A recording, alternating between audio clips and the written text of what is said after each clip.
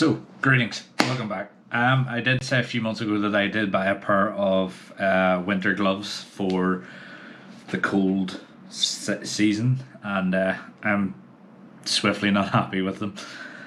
They're now out of the point where I can send them back, and really, I didn't spend that much on them, but I'm never going to use these again. I'll probably look for something a wee bit more expensive next time that I can actually use. But yeah, I'm going to do a quick review of them here and the things that they do and I don't like about them. So to start off, these are the Spada Junction gloves. I paid exactly, I call it up now, on the internet, £31.49 for these gloves in particular. I would class these more as a scooter glove than a heavy duty sort of all year round motorcycle riding glove. And yeah, they are good. They do have some really interesting grip patterns on the palms. The fingers, especially the fingers, are decent length. Now, the one thing that bugs me about these gloves is, where is it? Right, where is it? Oh, this annoying bit of rubber, and predominantly that is for clearing your visor, and 100% do not like gloves with this on it. This is the size of the thumb. Right, take that measurement, say roughly this, the size of the finger. You know what I mean? The thumb is actually bigger than the fingers. Don't like that. You've like, and in this glove especially, now these are medium, so I normally get my gloves in a medium to large, sort of try them out, but these are a medium because obviously they're bigger, thicker glove. And yeah, the thumb is actually these are my thumbs. As you can see, these are my thumbs against this, so I have like literally another ½ inch on top of that, which I do not like.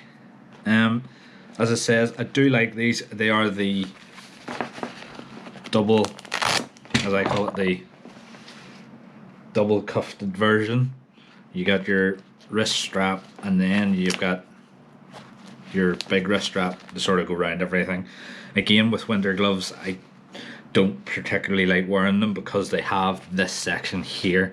I wear pretty tight wristed jackets, so it is a bit of a faff to get them on.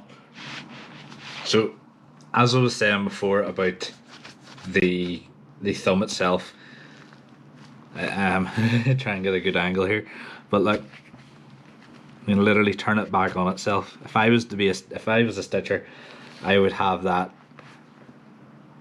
taken down to about there, and then you go, just flicks, and I mean there is nothing there. My thumb literally ends at the start of this little pad, but I predominantly think they have kept it this long for this rubber bit. There is no point, there is no need. They are comfortable gloves. They do keep a bit of the wind chill off the hands. The only problem I find with these gloves in particular is taking your hands out of them. Now, if I was to take my hand out of this right now, my hands are currently dry. It is currently in a room with no rain. I literally have to pinch the fingers and pull my hand out.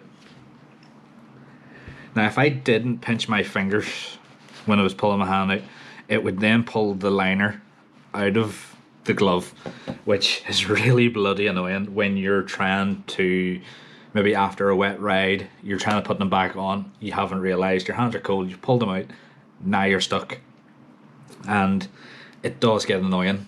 And I understand it is a cheap glove, it's probably not stitched and lined inside, but I have worn these for a calculated 5 days, and I wouldn't expect a glove over 5 days to...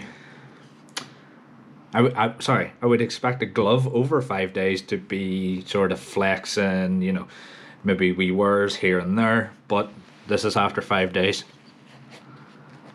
I've exploded threads here, have exploded threads coming on the fingers. I mean, that's one glove. The other glove, not as bad. Again, just on here, it's starting to come apart. On the fingers, it's starting to come apart now. This is where I come to the dilemma. I'm not really a big advocate of sending stuff back when it's faulty. I will probably use these again as a glove that I don't care about. I will literally use these, abuse these, and when they're done, they're done. To me, it's not the brand's fault. It's more that price range's fault. Now, for that price range, I am not expecting anything special. I am just expecting a glove to keep my hands warm and maybe to last more than a week. And I think I've got that out of these.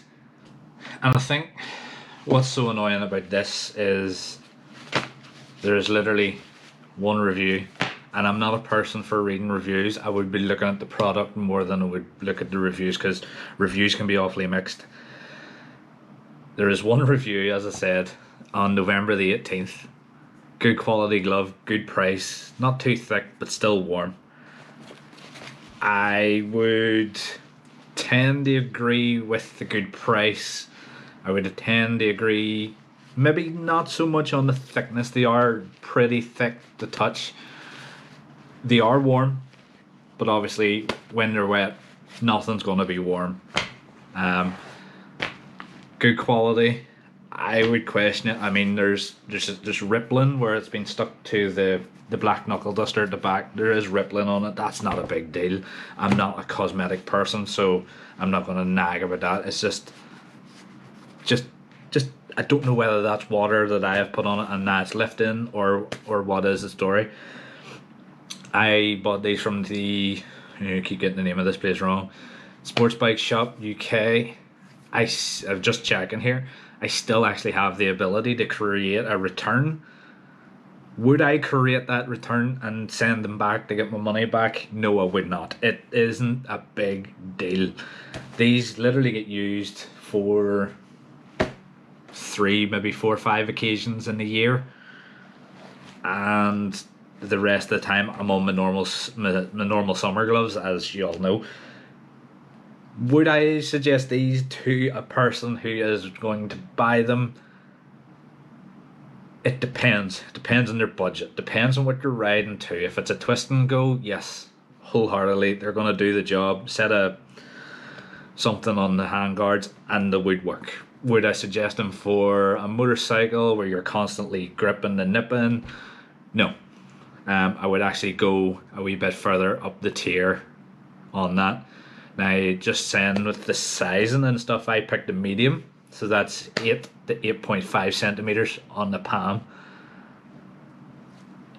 It's pretty good.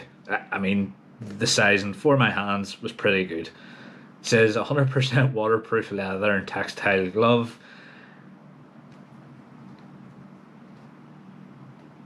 I'm not even going to try and pronounce that. Silicone print, anti-slip palm, hook and loop wrist restraint, reflective piping, CE certified.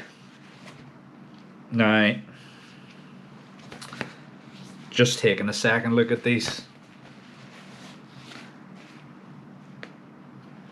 I don't see any reflectiveness. Granted, this in my wrist would be all that you see. There's no, I wouldn't say there's anything reflective on that. Check on the other hand, again, no, there's nothing on there that's they're reflective. To be honest, out of 10, I would give these out of 10 a 6. They're nothing special. They're more a stopgap to get the summer or into the spring, where we always get that sort of cold spot in January, February, March. These would come in pretty handy. I'm not worried about the holes in them. But yeah, 6 out of 10. I will leave the link in the description below. And yeah, that has been another bit of gear review from me. As always, like, comment, and if you haven't already, subscribe. I'm going to start pushing and pushing and pushing. We're getting there. We're getting stuff done. I've emailed numerous businesses asking for review stock, R&D bits, stuff that I want to look at for the bike, for myself. And yeah, we're trying to make a go of it. And as always, keep it lit. And if you can't keep it lit, put some nice gloves on.